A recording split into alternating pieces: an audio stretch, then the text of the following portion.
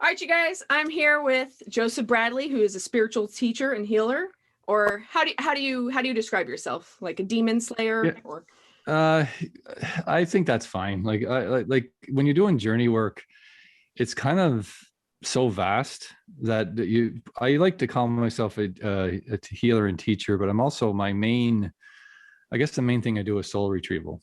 So that's probably the most common thing I do, and it's not everybody can do it, and it's one of those things that I think everybody can do it, but it's one of those things that people don't maybe completely understand, and you have to be able to handle what you're seeing, because I feel everything that's happening, and you have to be prepared for that. so by soul retrieval, do you mean like a fragmented soul? You're trying to get them to bring the pieces of themselves back together, or like what does that soul retrieval exactly mean? So soul retrieval is basically going into a broken part of a soul and bringing it back out of the darkness and healing it, and it can reconnecting it to yourself or to your higher self. And I think so. You go into some pretty messed up places, and one of the things that is so beautiful about it is when you see souls that have been forgotten or were in dark places for a long time, when that transformational process is absolutely amazing. And sometimes it's so hard to try to explain that and how that feels, because when you're doing the journey, you're explaining the journey, but you don't feel you don't feel what I'm feeling a lot of the times, even though you feel part of it. But I feel everything, and it's really amazing when you're able to take that part of your soul and bring it back to the light, so to speak, bring it back into balance. So I love that experience. So, okay, let's start at the beginning of how this started happening for you, because which was really interesting is I Mhm. watched the videos that you talked about how you had the shadow people, or the black Yes. entities, the blacker than black entities that would attach to you. And I don't know, I can't tell you how many people have come to me talking about the same thing. But you, not only did you get just one or two, like you had years Nine of of them, this. 10 of them. Yeah. Yeah. Yeah. 30 years actually. Yeah. And then you figured Yeah. out how to become your own master and then help others. So Mhm. like talk us through that real quick. Well, I think the main thing is you do not connect it to you unless you believe they are. And that's the main thing you have to understand. Nothing can attach itself to you unless you give it the ability to do so. So there's a part of your soul that is connected to that in some way. What I was taught by these beings for so long, and they're not necessarily bad. That's the other thing. Sometimes it comes from your higher self. It's to teach you how to overcome fear, overcome that aspect in the way you think. And for me, the most amazing part about it is it showed me the power of my own soul. So it's like awakening your soul. And when you awaken your soul into the understanding of light and love, that's when they really don't have any power. All the power is completely eliminated. It's kind of like I always say, when I go into that dimensional space, and I've been pulled into it thousands of times. I can't explain how many times it's been. And it wasn't just me, it was my partner at the time was actually experiencing the same beings at the same time. And I didn't tell her about them. And she was describing exactly the same beings I've been experiencing. So it's not made up. Because that's one of the things I think a lot of people struggle with is, am I going nuts? Am I insane? Is this stuff real or is it not real? And I think understanding that there is sometimes where people have mental issues that they have to deal with, or it could be imbalances or whatever, but sometimes it's not. And a lot of the times when these beings show up, one of the things I think the key element that a lot of people, you wake up paralyzed, you have this massive weight that lifts off your body and your whole bed rises up and you're wide awake. One of the things that when you're in that style of dream, though, because it's not necessarily always when you're dreaming, sometimes it happens when you're awake. There's so much information here. So it's like I'm trying to focus Yeah, on what just the whatever you important do. parts are.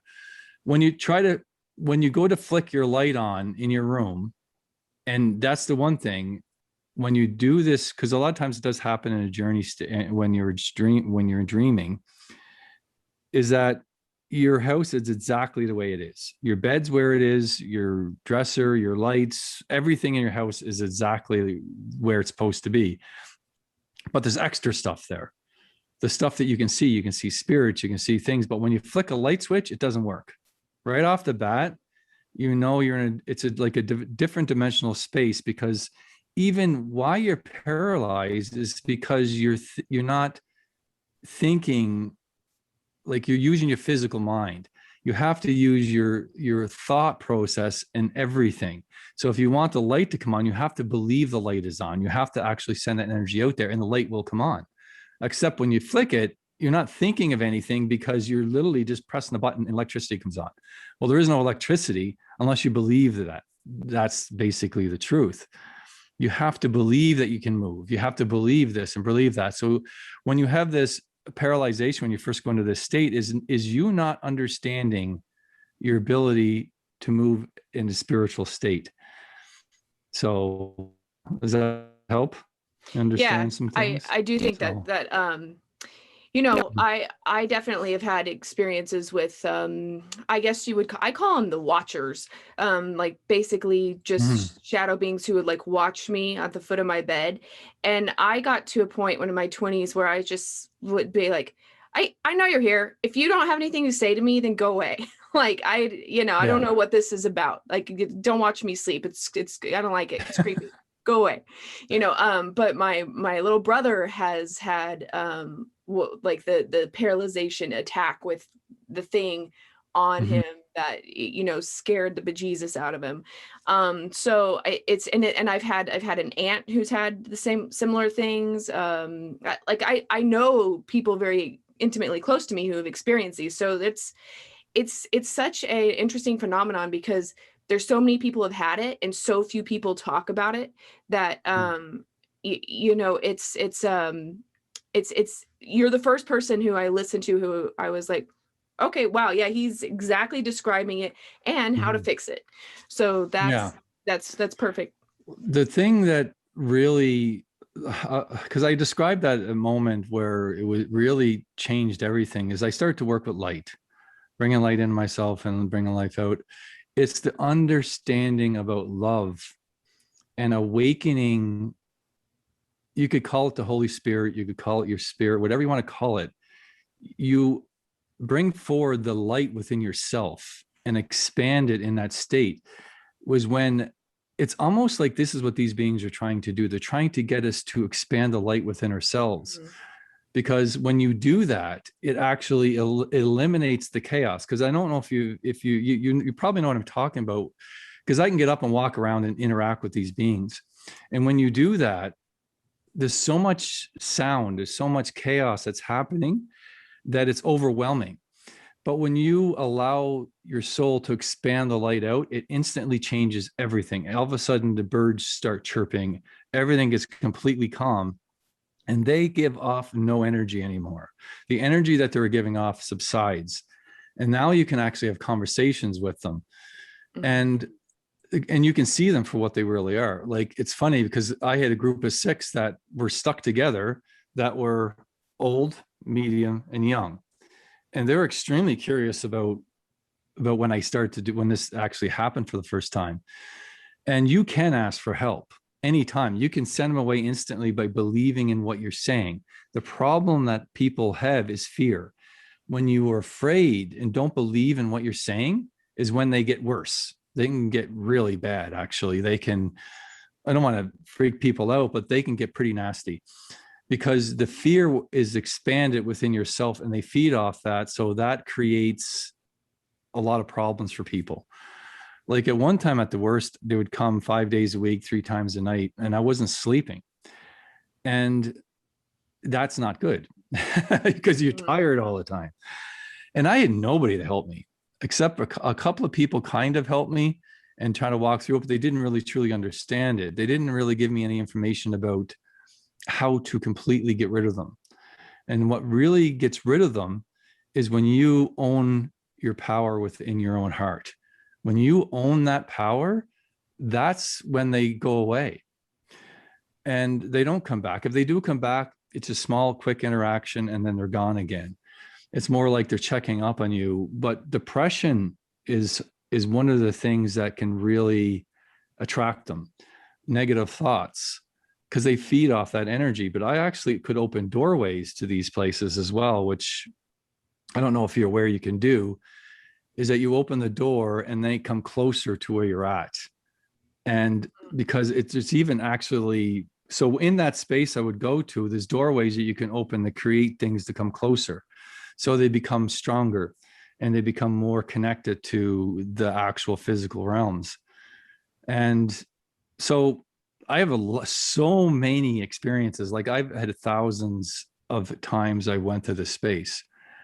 And I hate to say, I become very much a master of understanding them and how they work, what they do, why they're doing. It's always been a long question of mine, because they're not very forthcoming in speaking to you unless you overcome a lot of things and you can go directly to them. So if I have something come to me now, I can go directly to that being and communicate with it directly. And that pretty well stops the interaction in its tracks. So that's something that everybody can do, but you have to learn to be able to do it. But you also have to have the confidence and the lack of fear, because fear is one thing that is destructive, because it creates illusionary physical realities. Does that make any sense when I say that? Yeah, absolutely.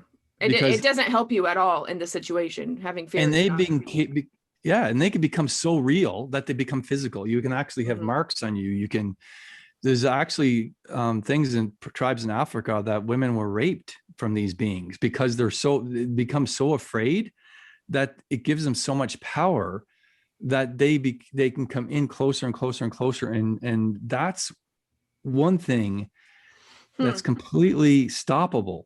Do you think they are what possesses people? Like if there was such thing as do you think this energy they is can the possess people? I've been asked, I want to bore your body for a while directly. I was actually wide awake and my feet, I could feel the pressure and weight on my legs, and it was going up from my feet all the way up to my legs and up, starts to be part of your body. And I simply said, no, I don't think so. And I sent it away. And one of the things I would recommend, if you have these things come to you initially, just pray to whatever you believe in and ask them to go away, and they will go away. If you believe in what you're saying, don't interact with them unless you're prepared for that. Because I used to experiment with them. I was curious and I did a lot of experimentation over the years, and it doesn't do you any good. It really doesn't, because you're really not going to get anywhere with it, except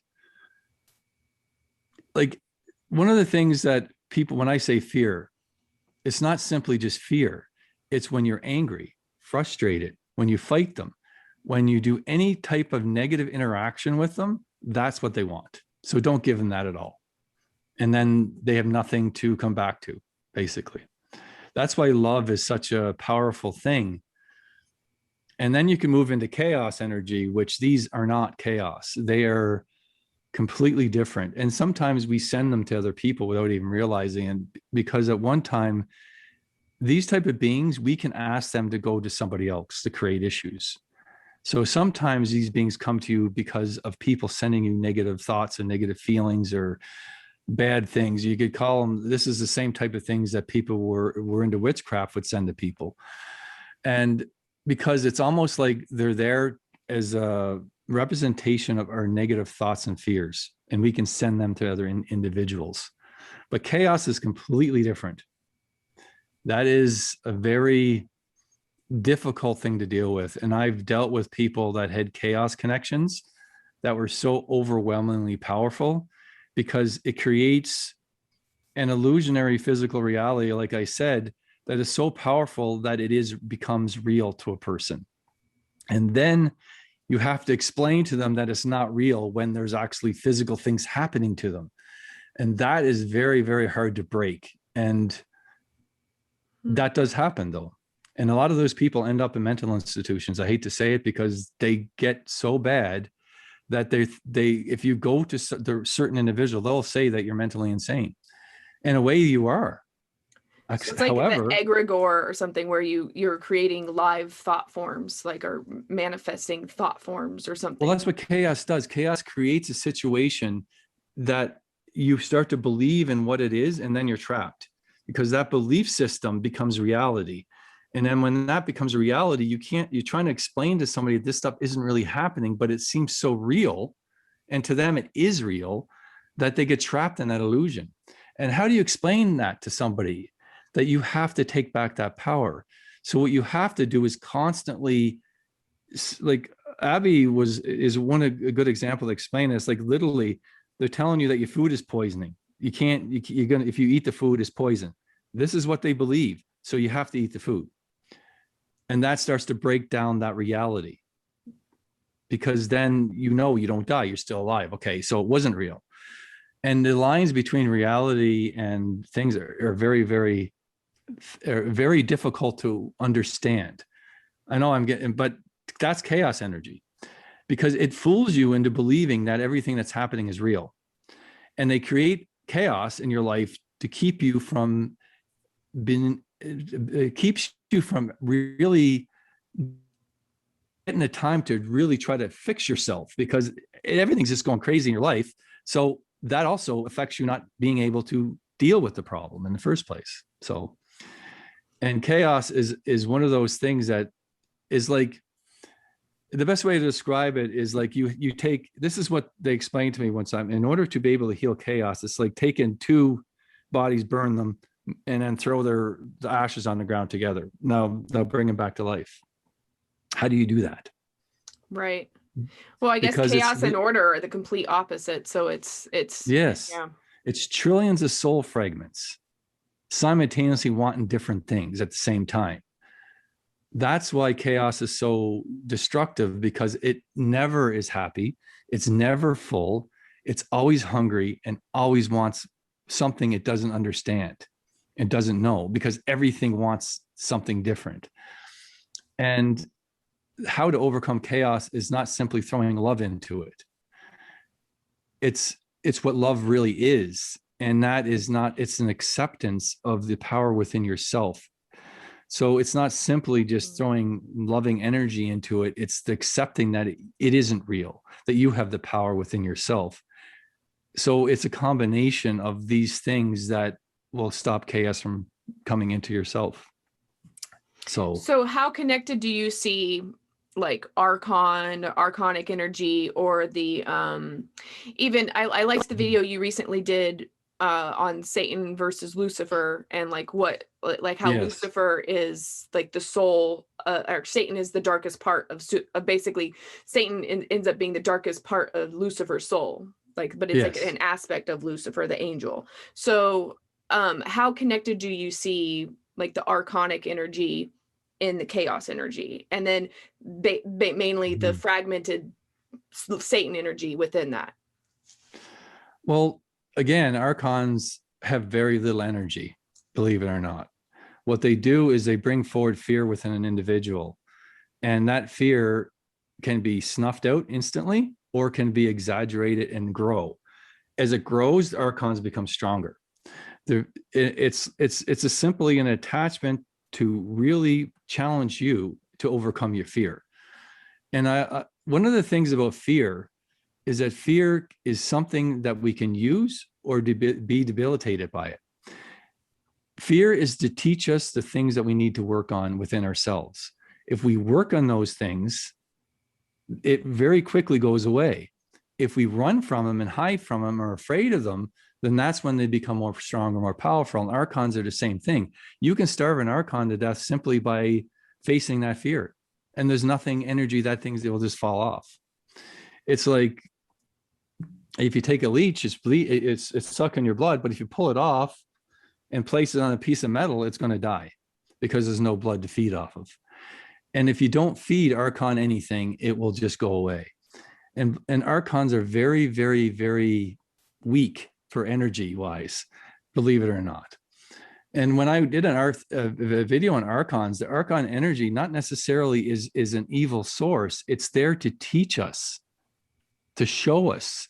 It brings out things within ourselves that we have to work on. And the thing about Lucifer that I find a very, very fascinating is the story of it. Like because I did a lot of interesting stories about the things that were brought forward in my own experiences and doing journeys. Is the beginning. Lucifer was the brightest angel, brightest soul. He came to earth and instantly was pulled into the earth. Never had a chance to shine its light. His light was pulled down within the earth instantly. That's the beginning of the physical realities as we know it. And one of the things that he's meant to do is to take on all our negativity, to filter it, to keep chaos from overpowering the world, because he keeps it in check, believe it or not. Without him, chaos would be rampant on this physical reality. And do we have the capability? Do you have the capability to be able to overcome chaos completely if it was rampant? Right now, it's a whisper. What happened if it becomes like roaring loud? Mm-hmm. That would be horrifying for the universe, because chaos is destructive. It's like a force that can never be completely eliminated unless we eliminate every fear within everything in the universe, which is not going to happen, at least not anytime soon. So how do you see the dimensions? Like, how do you see the whole, whether we're going to be shifting, or if we're in that time period of a shift or not, or how do you see all this stuff? When it comes to the awakening aspect of things, mm-hmm. We were at a part we could go either direction. And I think what's going to happen is going to be an aspect of separation. They keep showing me a separation, that people that cannot become awakened are going to go this direction, the people that are going to be removed. Now, does that mean in our physical reality, or when we die, we're not going to come back? Like, the spirit realm is a very interesting place, because they speak, and a lot of us interpret it as it's going to happen now. It's going to happen in this reality. Soon could be a million years, 1,000 years. It could be tomorrow. So that's the one thing you got to be very, very, very careful of, is how much faith you put into what you're seeing, because it might happen someday, but when is that going to be? When I see an awakening, I see the human race going robotic and spiritual. And a lot of people are going robotic, and very few people are going spiritual. That's so amazing. I had a visitation / dream thing in December that basically said, yep, there's like the android sort of where basically they manipulate their DNA, they manipulate CRISPR, they become, well, my dream sort of showed me that it was almost like you had your grays and your reptilians and those kind of like aliens that we talk about that are more physical. Those are basically future incarnations of what humanity becomes, like coming back to the timeline split. And then and it looked like that was like 80-20. So like about 80% did that. And then it looked like to me the other side of the flip side of that coin was more light beings who kind of go like a more shamanic route and learn how to use the internal machinery that are the eternal humanness of our soul, and become eventually many generations later become sort of light being type stuff. And so they can't, and the two in the future can't even see each other, because they live on such different planes that they aren't in the same, they don't have the instrumentation to connect with each other anymore. So that's why they're coming back to this time to like that's why we're having so much seeing them and interaction, and because this is the fork in the road. It's sort of like what I was shown. So it's really weird that you just said that, and I was like, I literally had a dream about the exact same thing. Well, it's like I do work with aliens sometimes, and I find some of the interactions with them, there is different forms of grays, just like there's different forms of, like, that alien race is like, can be very robotic, or it can be very beautiful. It's like, I hate to say that robotic isn't necessarily not beautiful, but what it is a disconnect to the physical or to the spiritual. And what I see is the gateway between the physical realms and the spiritual realms are going to become thicker and thicker for some individuals, to the point where they will not even know anything about their spiritual essence. So they become more like a robot in a way. And the other ones are going to be removed from this because there's some aspect, because we are spiritual beings, but the people don't believe it. So they're going to create a reality that doesn't exist anymore. And that is inevitable. Like most people are moving that direction. And that's the way the world is going to go. And I see us coming out, a lot of us that are spiritual are going to be removed from this aspect. But some of us are here to try to help as many people as possible to realize that that isn't necessarily the best path, because we are spiritual beings. So closing the door to who we are isn't necessarily the best way to experience life. However, I don't really, if people want to go down that path, they're going to go down that path no matter what. Yeah. And that's a long life lesson though, because they are spiritual beings. They're not robots. From my perspective, I sort of see it as like, yeah, I also don't see it as good or evil. I just sort of see it as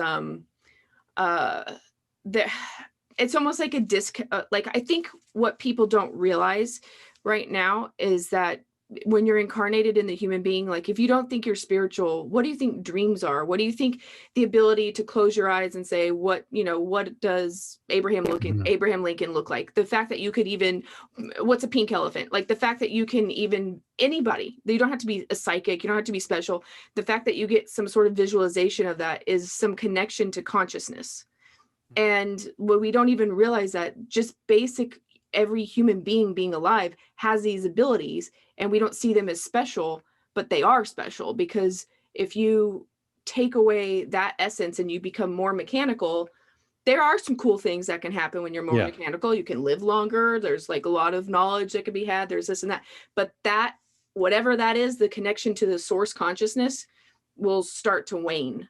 And so that's the one thing where I kind of think to myself, it would be really important if we could even know how special and connected our soul currently is in what we feel is unspecial, but this is not unspecial.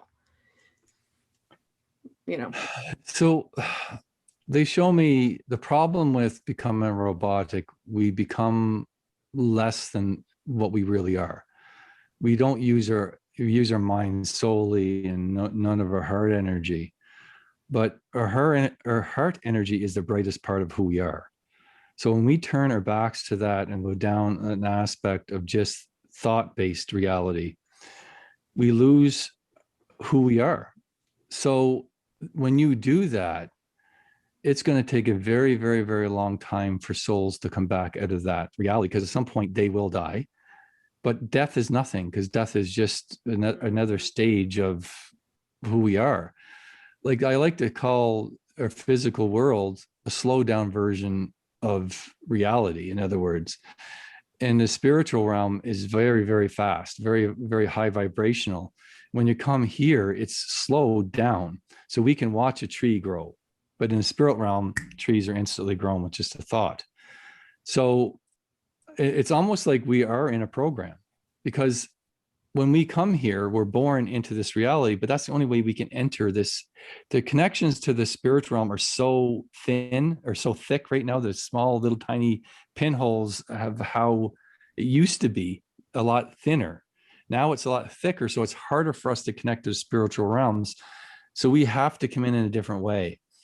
And the farther we go through time, this is why we have to separate, because if we don't, all these souls are going to be trapped here, and they're going to go in a loop of learning that they're going to have a very, very long time to find their way back to who they are. And so they're born and they die. That's how we know when we die, we don't actually die. Our physical bodies is everything's energy. So there's nothing that really truly dies. So we don't really die. We just become aware of who we are again. And when we come down here, we become to a low vibration to be connected to the lowest vibration and also the highest vibration. And this is why it's so important for when we're here to deal with the fears, because we have access to them. when we're really, really, really high vibrational, we might not be able to get to the darkest parts of ourselves. So that's why we actually create a situation where we come down here to deal with our problems, to deal with our fears, so we can heal them because we have access to them. It's like angels can't go into the darkest places. They don't have access to it, but we do. As a physical being, we have access to these dark parts of ourselves. But we're taught to not, the opposite of what we should be doing. We're taught that not to go there, to ignore it, to give all our power into God and let him deal with everything. Well, that's completely the opposite of what we're supposed to be doing. We're supposed to be coming here to overcome our fears, to go and heal the parts of ourselves that we have access here on this earth. And that's why it's so difficult. But for thousands of years, the belief system has taught us to take away that ability. And that's one of the saddest things is in the human race is there's so many people that really truly believe that they have no power at all. They give it all away to somebody else. But that's the opposite of what we're here for. So beautifully said. I love that.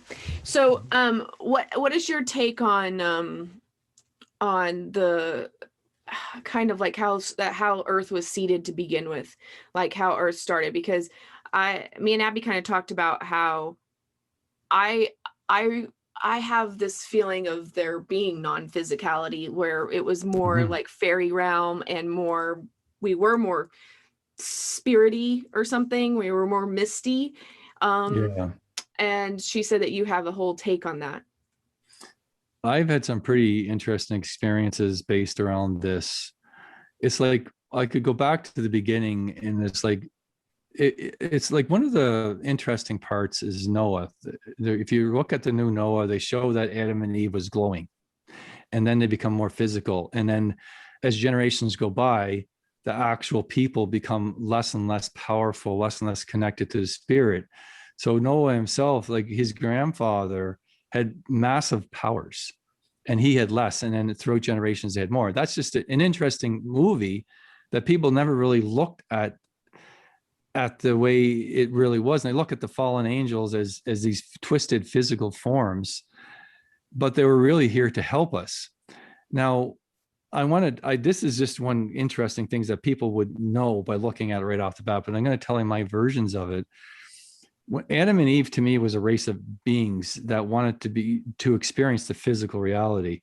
And when they came here, they came here and the tree of life pulled their energy into the earth. And then I don't know how many years went by. And then when they were born into this physical world.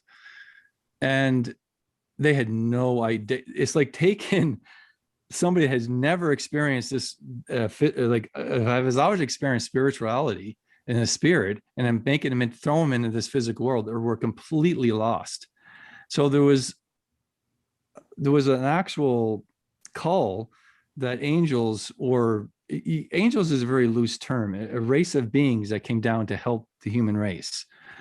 But when this happened, there was you could call it an experiment, you could call it a learning experience, that these spirits were going to come down and be torn apart. And that created the physical realms as we know it, the physical earth. Because when they came down, their souls were ripped in half. So the light side stayed and the dark sides went into the earth. And that created what we would call hell, but it's not really hell. It's more like a dimensional space within the own earth that all our fears and everything go to.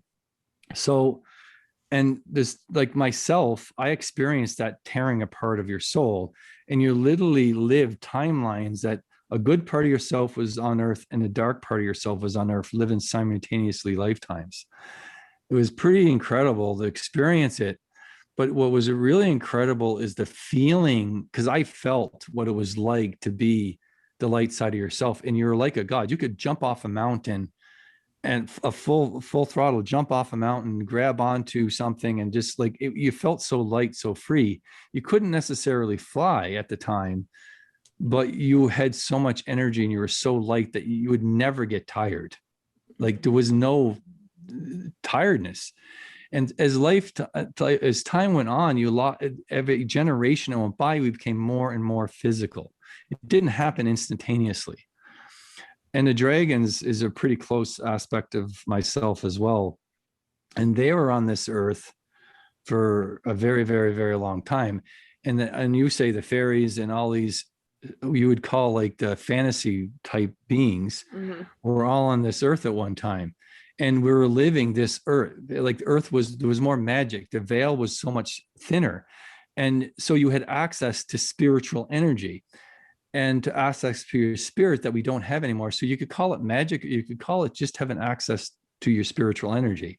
What we would call a god is a being that has access to more spiritual energy than we do. So they have more abilities. That's why gods don't exist the way they used to, because the veil is so thick that they don't have access to that spiritual energy anymore. And the farther we move away from that, the more dense and physical we become, and the less and less spiritual we will become. And that's why this is the stage that we're in now, and we're moving farther and farther away from that. But experiencing that reality, and it was a massive war. See, there's a lot of information, because when these beings came down, the light parts themselves were here to help the people that wanted to live in this existence. So they helped them. They taught them. They got them to understand, and they helped the people that were here at the time. But also the dark aspect were doing the same thing. So there was a really, really chaotic dark energy as well as angelic energy that was happening in the world. And that was, so one sides were kind of rubbing each other. And then at some point they came together in this massive battle. And that battle was not simply a couple of years. It was a thousands of year battle that happened. That what was decided is that all the fantasy beings would leave, and to leave us to our physical world. Like, it's kind of fantasy aspect to it, but there really was, all the magic of the world left voluntarily, because they didn't want to live in a world that they were treated differently. They were treated and they were killed or murdered, because man was growing stronger and stronger and stronger, and they were destroying the spiritual energies of these beings that were so connected, and they were becoming less and less connected. It's hard to put into words. When you say left, though, like, because part of me, because there are portals, and there are places on the planet where the veil is thin. Like, I've been to some where, like, I saw a unicorn, like in Colombia. That was amazing. Like, in real life, sober, no, like physically, a unicorn touched me. Like, I was at this portal. Anyway, but whether people believe it or not, that's a whole other subject.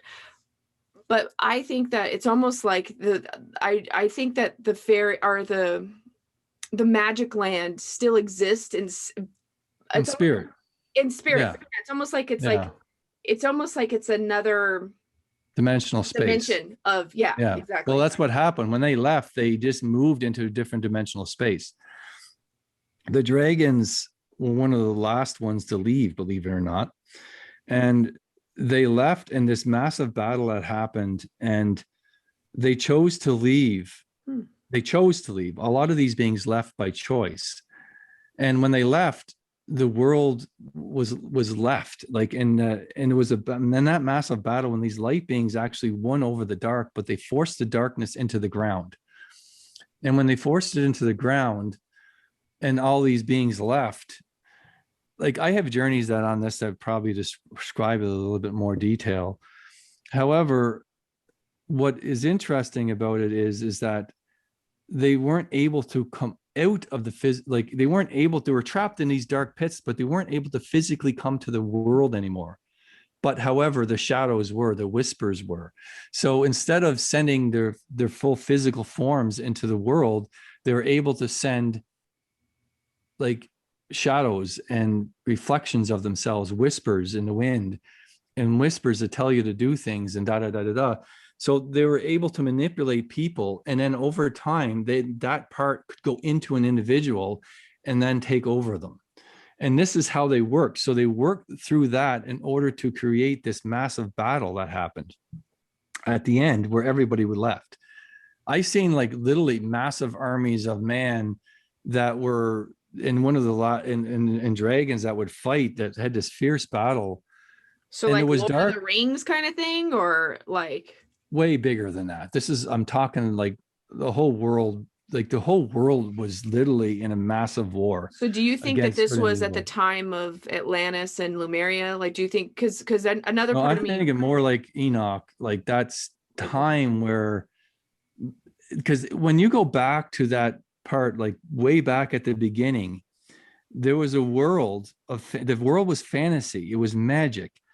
And when that went away, we started this new version.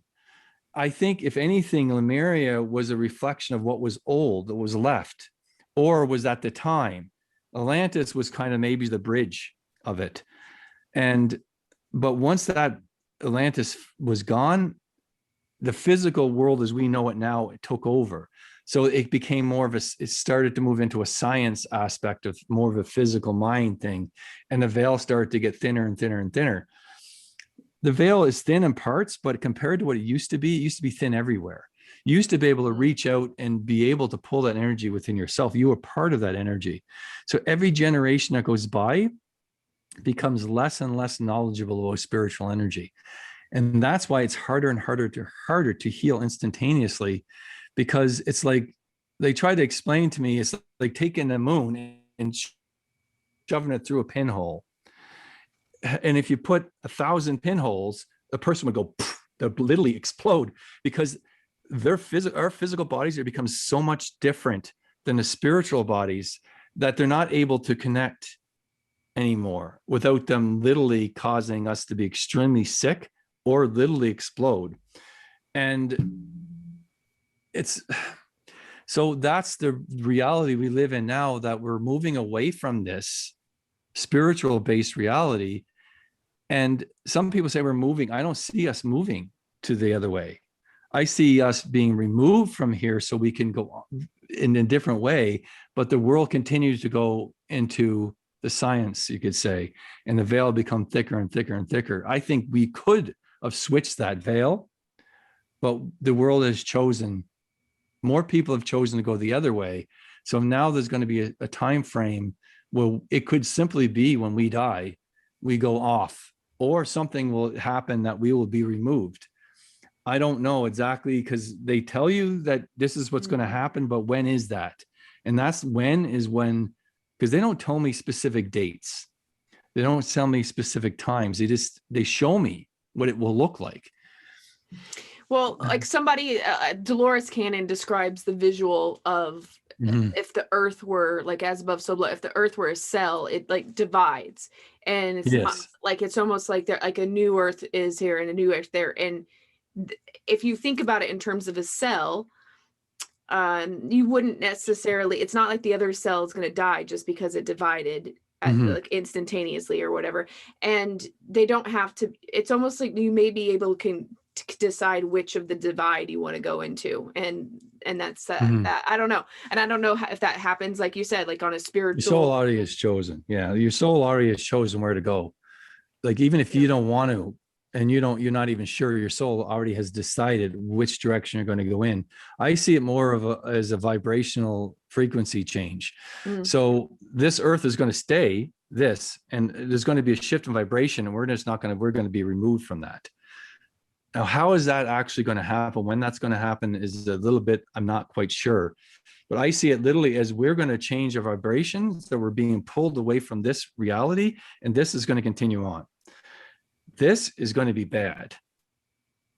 There's going to be a lot of really, really hard lessons for people that choose to stay here, because all that dark energy is so powerful right now. When I look at the earth, it's full of darkness, but I also see a lot of people have a light barrier around themselves, and that light is the darkness doesn't come in. However, if we choose to fall, well, it could be many reasons why we go into negativity. It's pretty easy to do in this world. And you get saturated by negative energy. It's way more than it's ever been in history, because the whole world is in this state. So I see that separation. In a lot of ways, it's a good thing for people like us, because we're finally going to be able to move away from this reality that we have a hard time living in, because it's hard to live when you actually look at the world and see the potential within the people of the world and they can't see it. It's difficult. It's very difficult to watch it. It's like watching your child go down a path of drugs and alcohol that you feel powerless to stop. And you can't do anything about it except try to help people, try to get them to understand that. Well, and I know we've kind of talked a lot about some like heavier things, but you also have quite a lot of, I mean, you do light language, and yes, you talk to a lot of really, really high, like I know you did some stuff on, I really loved your Giza and your Stonehenge thing. I have to tell you real quick, there's this, I recently listened to this podcast with Mysterious Universe, and there's this group of Aboriginals in Australia that do this like walkabout rite of passage with their like, whatever, the coming of age boys, like the 14-year-olds. And yes, there was this story about this guy who was separated when he was little from the tribe, and he came back as a 20-year-old, and they made him go, in order before they would accept him back in the tribe, they made him go back to do his walkabout and his rite of passage. And so he talks about, and he writes a book about how, and I wish I knew the name of the guy, I don't know, but I do know it's on that podcast. It was within a month or so ago. Anyway, he talks about how there's almost like a log that some of the shaman would hold up for him, and it was very narrow, and you had to like dive head first into it. And some boys don't come out of the log. They look and they're like, oh, that sucks. Next. And he was just like, wait, what? Where'd they go? Where are they? And he says when he went through it, it's literally a dimensional thing. And your rite of passage is if you can find your way back. And when you were talking about how Stonehenge was in a way, it kind of was that same thing, but on a more grandiose. it was. Yeah, I find it interesting to go into these places because it doesn't really matter if you believe in everything that's being said. It's designed, like that's how they teach me, they tell me this information to really challenge people's perspective on what was and make people think outside the box. I find it fascinating. The stories are fascinating to me. And these beings were able to pull the energy from the stones themselves, from the earth into themselves to create, and they energize themselves and become stronger and stronger and stronger as they walk through this rite of passage in a way. And then when they finally get it, they're able to go back home. Some of them never made it. Like, and that's what's so interesting. Like you're saying, they never made it back to where they came from. And I didn't, that's an interesting thing that you've actually came across that in a different version of that. But I think that's when the veils were thinner as well. And because if you go through history, we had way more connection to the earth than we do now. And even when people try to connect to the earth, they can never connect on it to the same way we could even 2,000 years ago, 3,000 years, 4,000 years ago. The further back you go, the more connections you could get with the earth. And that's one of the sad things about this reality, is that we're losing ourselves. We're losing the power within ourselves to connect to spirit. And that is one of the things that is really sad to watch, because people aren't really understanding who and what they really are. And the power is always within every single person. Every person has the power. Don't give it to other people. You're the one that's the master. You're the one that has to figure out what mastery you have within your own soul and in your own physical body. And that is so important for people to understand, that a teacher should teach you how to bring that out, how to embrace that, not make you stay subservient to them. So, right. Yeah, we all have our own kind of mastery within, and it's the sovereignty of a soul. Like my biggest thing that I like to put out there is you are a sovereign soul. Like you are your own you're all the answers are going to be within you as well. So I think that's really cool that you talk about that. And I like how you say that you couldn't find anybody to help you with this stuff, so you had to become your own master. And it's, if everybody doesn't, if that's not their path, that's fine, but at some point in your path, your goal should to be to trust yourself, and within what you have learned, whatever your path has been, what is your mastery, what are you mastering on, and start embellishing that or whatever. I don't know. But well, when I was starting to do this stuff, and I've done journeys all my life, I just didn't realize I was even doing them. And I think that a lot of people do it without even realizing it. And one of the things that were always told to me, even I went to shamans, everything else, and every single time I went to them, they told me that I have to learn myself. They weren't meant to teach me anything. The spirits were telling me I had to teach myself, and it wasn't teaching myself. It was going in, learning to do journeys in order to connect to my guide, so they can teach me what I forgot and help me remember what it is I have within myself. And that never stops growing. It never stops changing. You can't simply say that this is what I believe in, because tomorrow it's going to change. And it needs to change, because our knowledge is basically what we know today. Tomorrow we could know something completely different, and we need to allow that ability. You know, archaeologists, Egypt's the worst. You go to Egypt, they don't want to admit to anything that's contrary to what their belief is, because archaeology, their egos are so damn big, they're not able to really let go. Instead of actually saying, okay, this is amazing, this is what actually happened, this is really, really cool. But instead of thinking, oh, well, no, it can't be, because Egypt's the one that built the pyramids. I don't believe that. And like, my journey is another way of just saying that it didn't. There was a lot of these things were built for interdimensional gateways.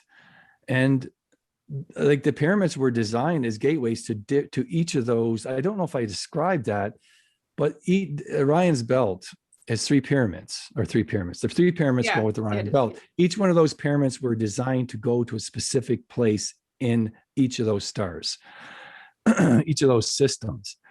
Now, which I find interesting. And the same thing with Stonehenge. Their ability to travel interdimensionally is something they have within themselves. So alien beings have a connection to spiritual energy that we don't. And they're able to open gateways to travel. So it's not simply like warp drive is really amazing, really cool. Wormholes, it's kind of like a wormhole to travel instantaneously from one place to another. That's what they're able to do. And not, Stargates. You literally walk in. Yeah, exactly. Stargate, the TV series, was a perfect example. Well, I mean, when I went to Egypt in October of 2019, and I did an alternative history thing, and there are hieroglyphs, and basically every temple at least has one room that has hieroglyphs that literally say Stargate. I mean, that's not that what the movie didn't just make that up. That came because I never knew that. So, and I never actually knew that they had them in there. And when I do a journey into something, I don't want to know too much information about it, because to me, if I don't know anything, then it becomes more authentic, and it becomes more what it is meant to be. Because one of the risks that you always have is interfering with the journey with your own thoughts. So when you say journey, can you walk people through real quick what that means? I know what it means. Okay. Yeah, that's something they take it for granted. It's literally, it's like, to me, it's when I do a journey, it's like I see it as a movie. I experience it. I feel it. It's more feelings and sight and touch. When you say journey, one of the things that I find fascinating is how it happens. Like, one of the things, how do you journey? What is a journey? A journey is using your active imagination as for other beings to communicate with you. So they talk to you through your imagination. And not everybody sees, though. A lot of people feel. And some people actually are in total darkness, and they send a radar out that literally lights up everything in the room. And funny, because Abby's one of the people that do this, and they showed me in a journey exactly how she does her journeys, because I was confused, because they're a little bit differently than the way I do my own. And when I actually experienced that, and then I explained it to her, because she was never quite explaining it perfectly the way I could understand it. And then I explained that, and it's like, that's amazing, because you're in a room in darkness, and you literally send like a radar out, and it highlights every little thing in the room, and everything in the room has energy and it's like signature attached to it. So you can go in, and that's why she's so good at pinpointing all kinds of little details and everything, because literally that's what happens. So if you have a crystal, it will highlight the crystal in every aspect of it, every tiniest detail.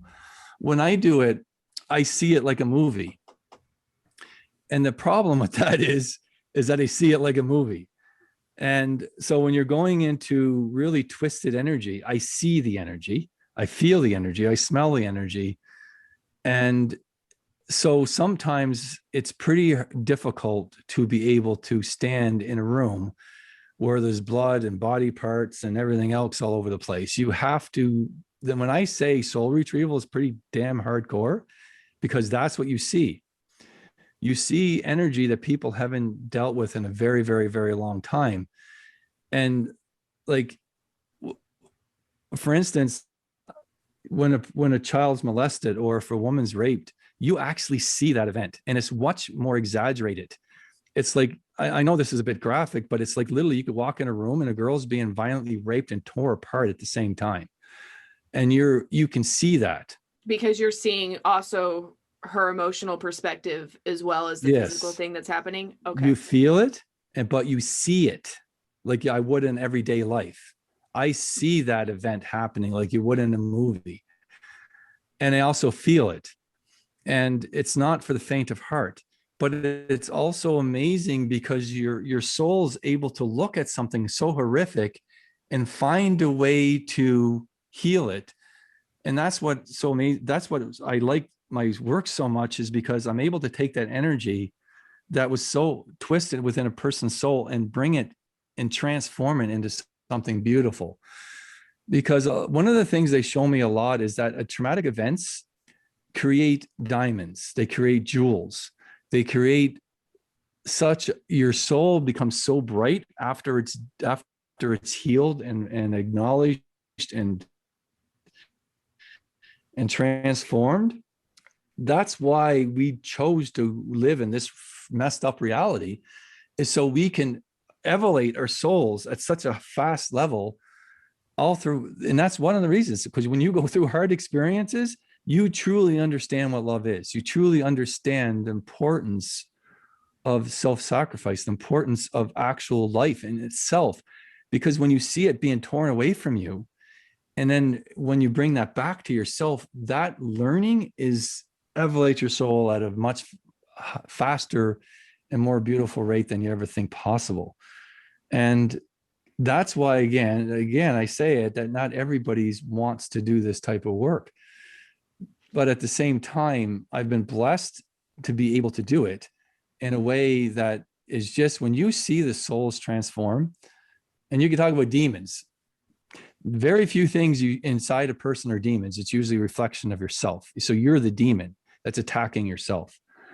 There is demons, though, souls that are old souls that are from the original, you could say, when they fell to the earth, or I don't believe in falling.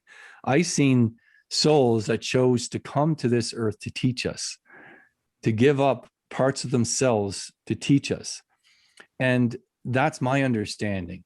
So when I go and help that soul remember who they were, it brings that part back to themselves. And you do come across ancient beings that are lost, that are trying to find their way back. So when you're able to bring that back, it's bringing a friend back from the darkness. It's so like you offer a lot of these sessions for people. So you when you're doing this, do you tell them as it's happening?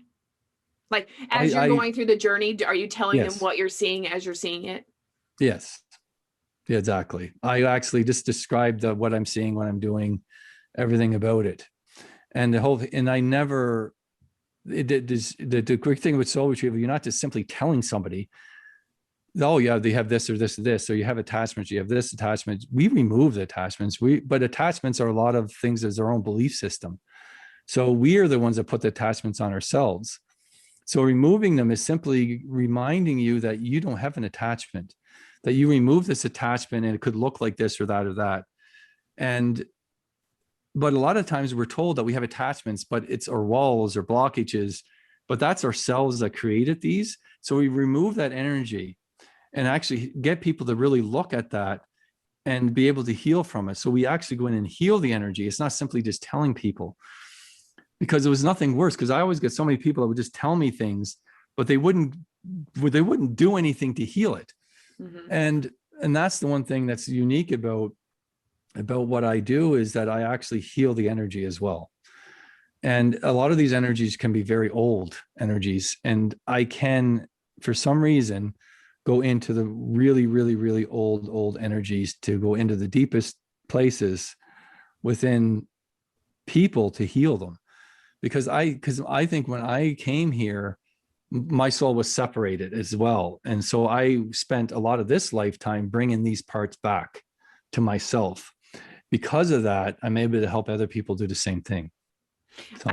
I love watching I love watching your journeys on YouTube, because I'll be like, what? You like one of the ones you went to, I was like, they're going to this other room. They don't want to be, I'm going to follow them. I'm like, oh, he's going to follow them. Oh my, it's for me, it is a little bit like, I'm like, get my popcorn out. I'm like, what? No. Oh my God, he's going to go there. It's like, oh, choose your own adventure. Like, and you go in places that I would have been like, all right, that's good. I'm good with that. And you're like, and we're going to go deeper. I'm like, whoa. And I'm still going to follow him into that place and see exactly where they go. And I was like, okay. So I think that is a gift. You definitely have a gift with that.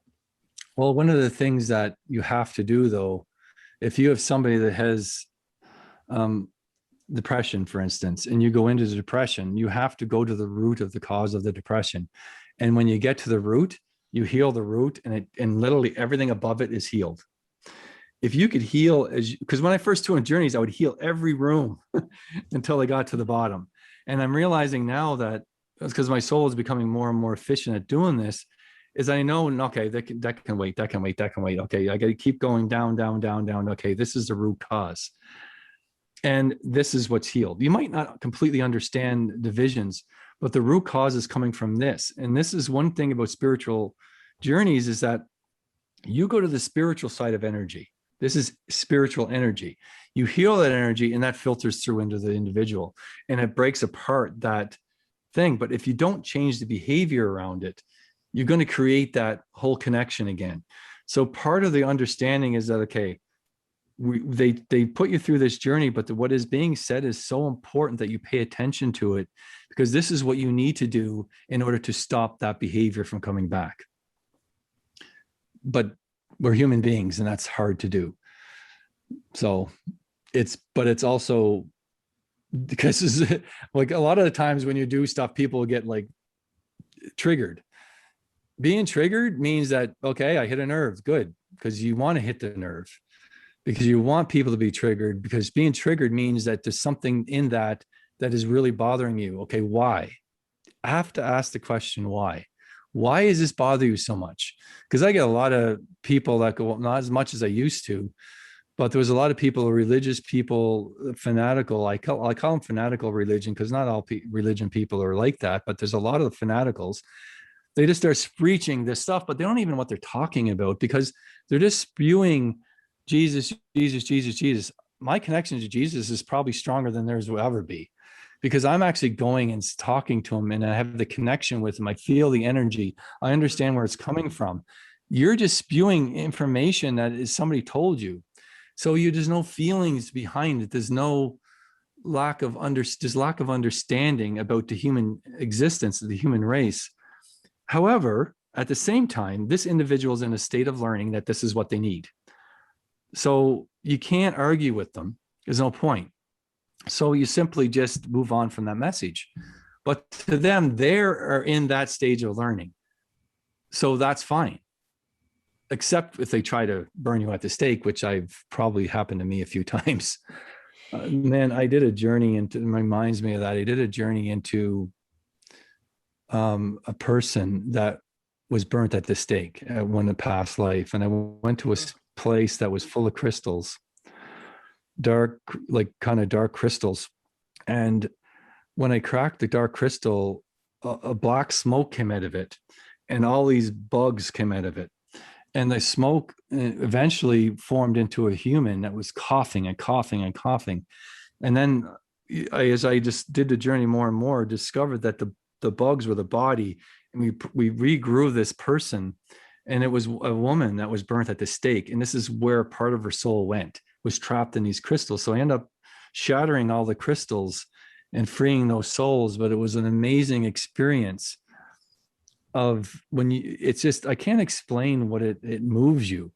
And at a soul level that it's pretty amazing. I don't know how to explain it really.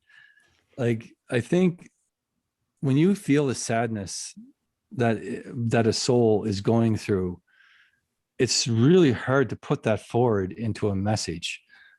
But to me, it heals me every single time. It makes me stronger. It makes me better at what I do every time I do a journey. So the more I do things like this, the better I get. And it must be great for them to get acknowledgement, you know. It's yeah. Yeah. Well, I mean, how many men died from being burnt at the stake for something they didn't do simply because they were smart? You know what I mean? Yeah. Simply because they had a different opinion. It happened to men as well.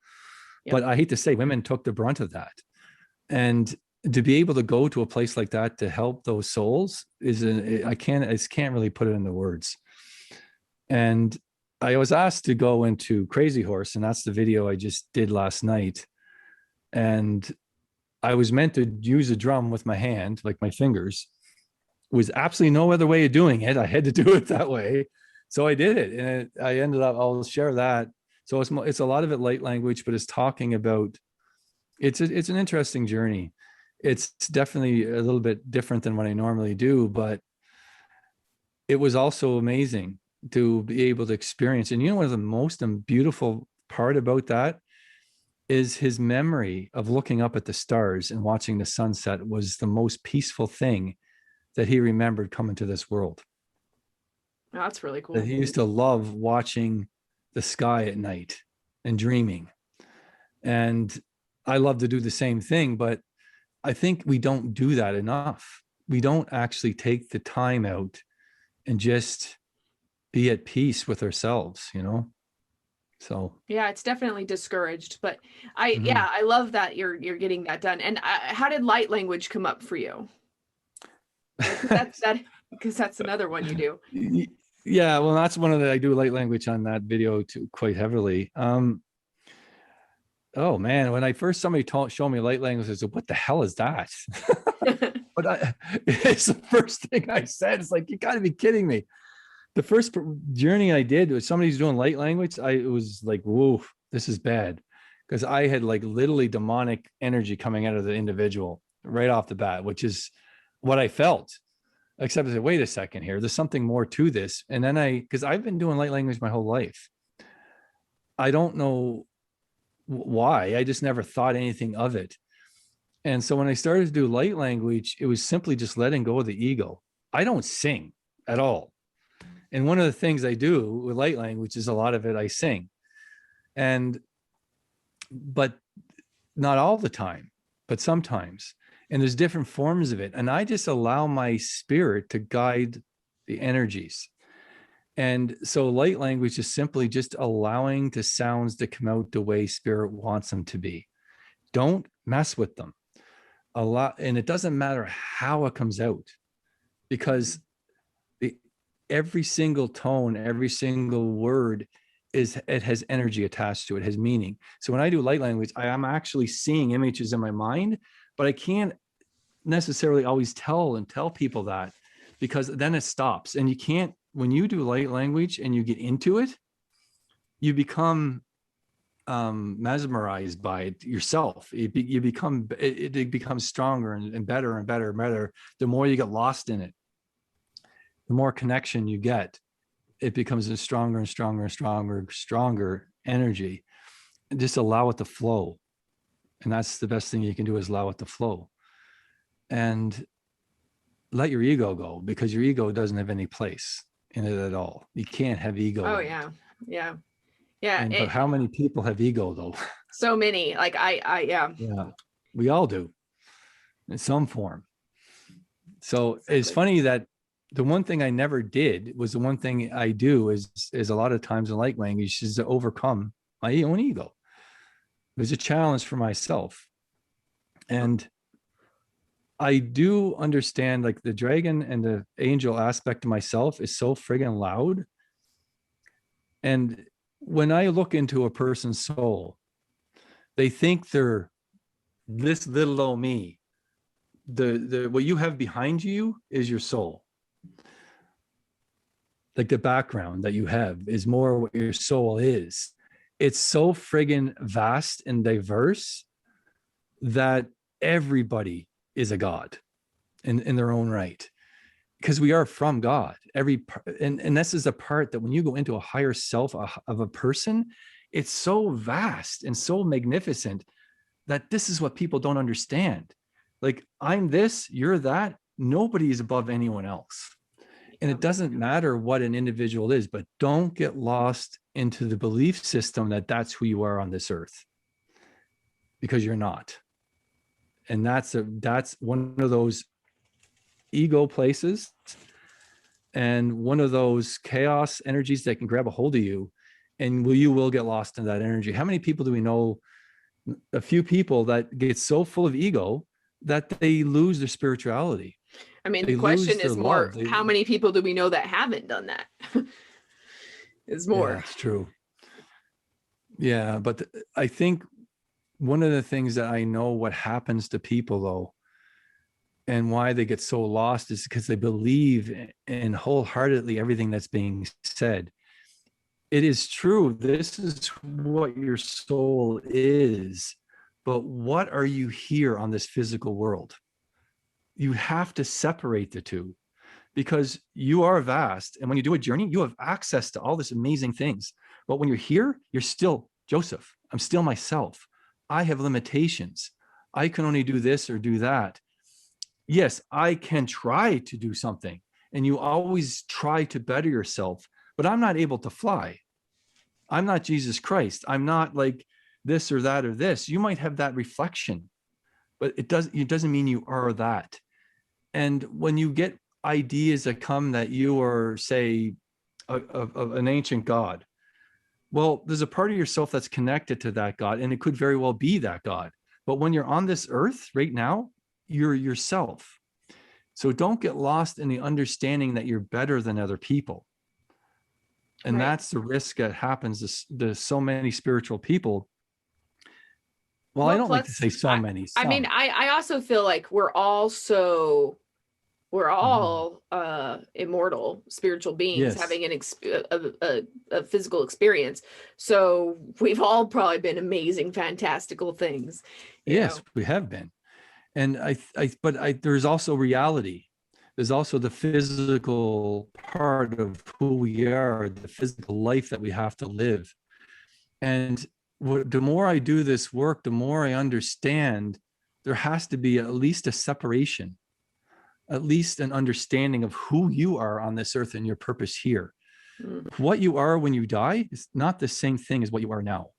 I looked into gods, and they showed me God is like the first, like you say, there was, say, 7 gods that were first created, like the first 7 spirits that broke off from the source, so to speak. And then these souls blew themselves up to create everything in the universe and like a living sentient being. So depending how many of those original parts you have, it depends on how connected you are to everything. So a god that we would consider a god is a being that is more connected to the source. So when I say higher selves, I really mean higher selves. You have aspects of yourself that are connected more and more and more and more, depending on where timeline and when, what existence you're in. You always have these abilities to have more and more connections. When we're on this earth, we have one of the least amount of connections that we could have. So our ability to be vast is extremely limited. However, but when we do journeys, we are vast, we are unlimited. But when we're on this physical world, that's when we have to be very, I'm not, because it's always 5D living and stuff like that, but the reality is we still live in a 3D reality. I understand the 5D existence, but it's like living in the spirit realm all the time is not what we're supposed to do right now. We're supposed to be a balance between both. And that balance is important because that teaches us who we are, what we can be, and what we are now and what we can be. Because if you spend all your life up here in the stars, you miss your life on Earth. So why did you come here? So there's a combination of both that's extremely important for people to understand. And because if you spend all your time here, you just want to leave. You just want to go. Right. You want to leave your body. This world sucks. This This is what you're going to get. But why did you come here? We came here. We wanted to be here, and our purpose here gets lost. And if we spend all the time here, spending time here should teach us how important our life is on Earth. Right. And if you're connecting onto the right beings, they will tell you over and over again the importance of spending time just in the moment, living every aspect of things. Close your eyes for 5 minutes and listen. And just do nothing except listen and feel the energy around you. And then open your eyes up to the beauty of what everything that you heard and what it is. And you see clearly. And it's so healthy to do that. But we don't do it enough because we are always living in the future or the past and never in the moment. So yeah, that's I can amazing. see so many analogies. Like another one is when you're on the bottom of a mountain and you just want to get to the top of the mountain. So you just take a helicopter and drop off the top of the mountain. It's beautiful, but it's not going to feel the same if you walked all the way up that mountain and then reach the top. Everything in between is extremely important. So yeah, I totally resonate with that. I agree with that. This is awesome. Hey, what about the Northern Lights stuff? Because I looked at your photography. Mm-hmm. It is like the best Northern Light photography I've ever seen. It's basically every single one of those pictures could be a screensaver for a computer kind of thing. It's just so beautiful. So did you just have like one massive, amazing show that you went and photographed, or do you go often, or how does that work? Well, when I first moved up here to the Yukon about 14, maybe it's 15 years ago now, I was mostly I was always a nature photographer, but I spent a lot of time in Toronto. So I did a lot of portraits and architectural work, and I'm originally from the East Coast, which I did mostly shorelines and nature stuff. So I went back, and when I moved up here, I went back into the nature stuff, and then I started to get into the Northern Lights. And what I love about Northern Lights is they're always different. They're always unique. They're always magical, but they're not common. So depending on the time, like the solar cycle is a very, very real thing. When you see the cycle of 11 years, it's a very real thing. So when it's at the peak, the Northern Lights are better. It also depends on obviously the magnetic field, but take that aside, I could tell you some aspects of Northern Lights that are very spiritual. And when you connect to them, the energy, I believe so Northern Lights are actually a scientific phenomenon. We all know that. However, I believe that the spirits can grab a hold of them and create with them. And that's what's so fascinating is that there's times, I'll give an example. I was I went to go 4-day trip. And before that, it took, I don't know, I was like up the Dempster Highway 8 years and nothing. And if you don't know what the Dempster Highway is, it's an absolutely spectacular place. And I usually go up about 120 kilometers up the highway. And there's a really beautiful spot where you're surrounded by mountains, and there's also flat areas, but there's more mountains and valleys, and it's absolutely spectacular. But there's nothing there. Like there's nothing near you. Dawson I think is the closest spot, and it's about 2-hour drive from that spot, for instance. And Dawson is about 1,500 people. And then prior to that, you have all these little tiny communities. So you're really in the middle of nowhere. And just to let you give you an example, 720 kilometers or 750 kilometers to Inuvik, and there might be 200, 150 people that live in just one place as a hotel. And after that, I think there's another small community of 100 before you get to Inuvik. That whole highway of 700 and some kilometers, and nobody lives on it. Wow. So it's one of the most, it goes right up to the Arctic Circle and past it. So not the North Pole, the Arctic Circle, which is important to understand the difference between the two.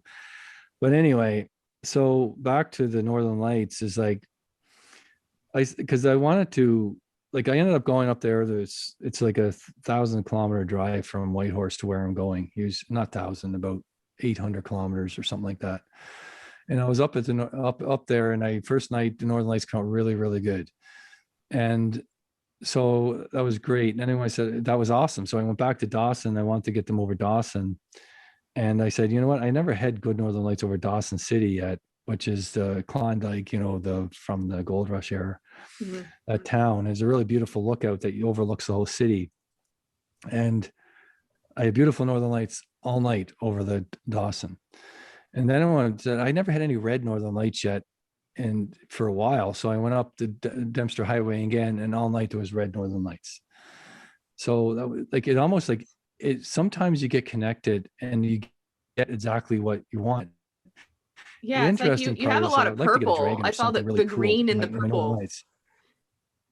Yeah, I mean, yes. Some of your images like literally look to me like an angel, or like you can almost see form in them. Yeah, and the other ones that are really amazing. And when I went back into town, I ended up going with a friend for coffee because I've been up for 3 nights straight, and obviously sleep during the day for a bit, but it was still pretty bloody tired. And ended up, I wasn't just going to go to bed. And I said, he said, well, just go up and take a look at a place. And then they came out again. And at 4:30 in the morning, I was going to go home. And he said, why don't you just go buy the Klondike, the boat? And this is right in town. And I said, okay, because it's hard to get good Northern Lights. When I got there, the Northern Lights exploded over the boat for about 15 or 20 minutes. I call it like a portal. And really, really bright Northern Lights, you shoot about between 2 to 5 seconds. This was at 1/8 of a second, if you know much about photography, but they were so ridiculously fast, and that portal opened up for a long, like usually it's a minute or two at the most that opens up and then it goes away. It was open for I'd say about 15, 20 minutes. Super ridiculously fast Northern Lights all over the place. I had to throw about half my images because they were moving so quickly. It just was a big blur. And there's so much pink. Man, you should have videoed that. Yeah, at the time, my camera doesn't do. We could do a video, but not at the. See, one thing, it was only recently Sony came out with a camera that can actually do live action Northern Lights, and it's only recently that videographers can actually do visuals of the Northern Lights. It's because of newer technologies, they can have the highest ISOs for that to work. So that's only recently in the last 4 or 5 years that they were able to do that. Before that, that's why you never seen any videos of Northern Lights, because they weren't possible. Yeah. I've never seen them in my whole life. I've never seen, well, actually I'm a flight attendant, and I have seen them from the air. Like I've had pilots say like, come look at the Northern Lights or whatever. But they just looked really faint in the distance and green and weak. Yeah. So yeah. When they come out super, super strong, you would never forget them, but they're not that common. Like I could count on my finger every year on a palm, like say 4 or 5 times a year that they're really, really, really spectacular. Sometimes it could be 10 or 20, but most seasons it's 4 or 5 times they come out really, really, really spectacular. And you have to be there, you have to be awake, and you have to be looking at, you have to be there ready for them. And because they can come out in 30 seconds or they can be gone in a half hour, like depends. It really depends on the night and what's going on. But one of the things that when I came in town over the boat, I took a picture and it looked just like a phoenix, like a dragon. It's like almost right off the bat. And that's when it said one of the things they didn't have. And it was actually given that actual shot. And it's more amazing to me. It's amazing to look at, But I think for me, the reason it's so magnificent for me, because it's what I asked for and they gave it to me. And I had some of the best northern lights of those 4 nights and I had in a long time. But to me, they energize you. Literally, you feel like a kid again. Like it feels like you just lost, like you just grow, you're just like a little kid. When they come out that strong, they energize you. I don't know how to explain it, but they do. At least for me anyway. Yeah, it's And like the sense of awe. I mean, that it looks amazing, and you definitely have the best I've seen. there's other good photographers out there too, but yeah, I understand.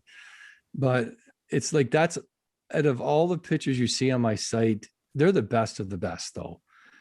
If you're thinking you're going to see that, you might, but it's not necessarily as common as you think.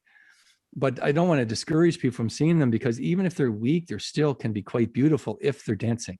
When they start to dance, it doesn't matter if they're low or they're not that great. When they're dancing, they're really spectacular to watch, even if they're low on the horizon. That's when the colors come out. When they start to dance, that's when you, not simply just wavy, but they come out and they start to twinkle. That's when you get the purples and the pinks and the colors moving back and forth. But you see the definition.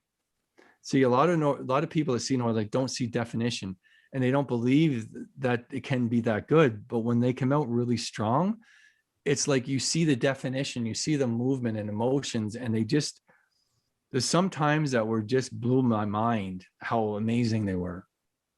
And so my connection to them is like, because I've seen so many good ones that you just crave them for more. You know what I mean? I had a really cool experience. I'll say really quick here. I was walking, I was on Carcross, and it's before they put the new bridge in. It's a small little community, for probably 300 or 400 people. And so I was actually on the bridge and they're looking over the water, and I was taking pictures of Northern Lights, and this guy came. It was -25 Celsius. And this guy comes walking. He's in a shirt. He's a First Nation guy, gentleman, older man. And he's singing at the top of his lungs. And the Northern Lights are all over the sky. And as soon as he stops singing, they slow down. And he comes up to me and I shake his hand. His hand is hot. It's -25. And he's got no gloves or nothing, and his hands are hot. And he says, "You want to see the Northern Lights come out again?" I said, "Yeah, I would love it." He starts singing again, and the Northern Lights burst. So I'm not kidding you. They burst all over the sky again. He did this twice. And it was just like, it was a pretty amazing experience. And you do have like, there is a scientific aspect to Northern Lights, but there's times where I believe spirit can take a hold of them, a spirit, and to show you something and to show you things. And so when you come to see the Northern Lights and you don't see them for the first time, it doesn't mean you don't come back, because it just means that you're meant to come back another time. And because there's a reason why there is spiritual aspects of them. And I know I find them amazing, and I love to photograph them. The last few years have been a bit slower. I did get a couple recently, and I'm going to go up north here this weekend actually and spend 5 days in the middle of nowhere. There's a geomagnetic storm coming this weekend, so you should be. Yeah. Well, it is never really know, right? You never know. Because it's got to be clear. There's nothing worse. I spent 14 hours waiting and nothing. 14 hours of darkness and nothing. And there's times I get there and instantly they're all over the sky. There's times you get there and they start to come out really good and it gets overcast. Like, there is a lot of, like, people think shooting Northern Lights easy. They never really understand it, because it's not just simply waiting around and photographing the things. You also have to know how to photograph them. You have to be prepared, because they can come out all over the sky and gone within a couple of seconds. So if you didn't have your camera set up and ready, yeah. And you also have to expose them correctly. So there is aspects to them. There are a lot more challenging than people think. So. Well, Mr. Joseph, this has been awesome. Is there anything that you wished I would have asked you that we didn't brush up on? No, I think you hit on a lot of subjects. Like I have so much information in my head all the time because I'm telling you, every single time you do a journey, you learn something new. And one of the things I like to tell people is never give up. You know, like I find a lot of spiritual people that want to become spiritual to do journeys, they think it's an instantaneous thing.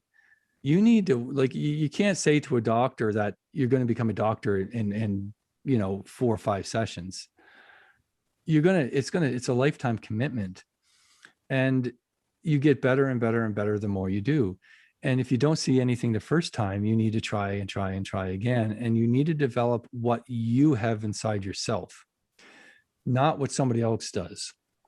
However, you can start with what somebody else does and then keep developing that until you pull little pieces up and add it to your own portfolio to create something that you really become good at. But don't feel you have to be a specific way or specific aspect of doing anything, because you have to find what's best within yourself, and you need to expand on that. Because when I first started doing journeys, it was dark all the time. I couldn't hear anything. It was weird. I would see kind of darker images. The second or third time I started to see much more clearly, and then the sound came, and then it started to grow from there. And then it got to the point, because the more journeys you do, you can see in high definition. I hate to say that, it's like becomes so ridiculously vivid. And so it's a muscle you're training. That means you got to do it all the time, which is unrealistic for most people. It really is. You can't spend doing journeys 3 or 4 hours a day, every day a week. It's not possible. And don't second guess yourself. When I first started doing journeys, nobody was here to teach me. My guides were teaching me everything. They like some of the things they taught me was just putting energy into things and amplifying it, moving back and forth. But one of the best things you could do as an exercise is to find a place that you find beautiful within yourself, in your imagination. You go to that place and you explore it, touch it. Like sand is a really good way of like you pick sand up and you hold it in your hand and you watch it go through your fingertips. You look at yourself in the water, reflection of your face. What do you see? Like bring the dew into the grass. So you're touching not just the grass, but the dew in the grass. Take flowers and pick the energy of the flower. Like you could go on and on and on, but the more you do it, the better you get at it. And one of the things that really opened the doors to me, because I was able to do the meditation, but I was never able to go into the journey state. The journey state is opening a doorway is the best way to, you actually create a doorway and you open the doorway and walk through it. You could go underneath the roots of a tree. You can do all kinds of things, but you need to open a doorway or go into something in order to jumpstart that experience.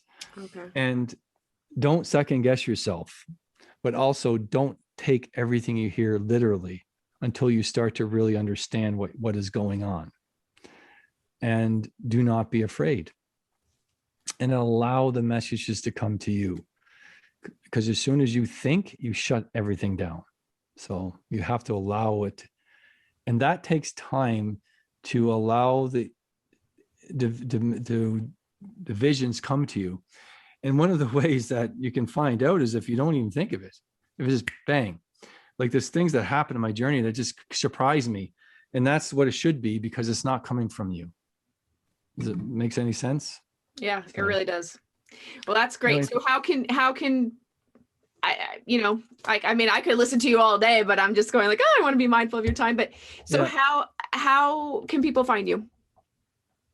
Yeah, well, you can visit my website at AmonRaSAwakening.com. And that's probably the best place. Your YouTube channel. Again, Amon Ross Awakening. And Amon Ross is a totally different story. Where that came about. Actually, that was on my notes to ask you, but we'll have to ask you another time, because like this is so cool, so awesome. Okay. But I definitely recommend everybody go check him out, check out his photography, check out his sessions. It's amazing. And his YouTube channel. He goes through tons of journeys. super, super cool. Yep. So okay, thank you very much. thank you, Joseph.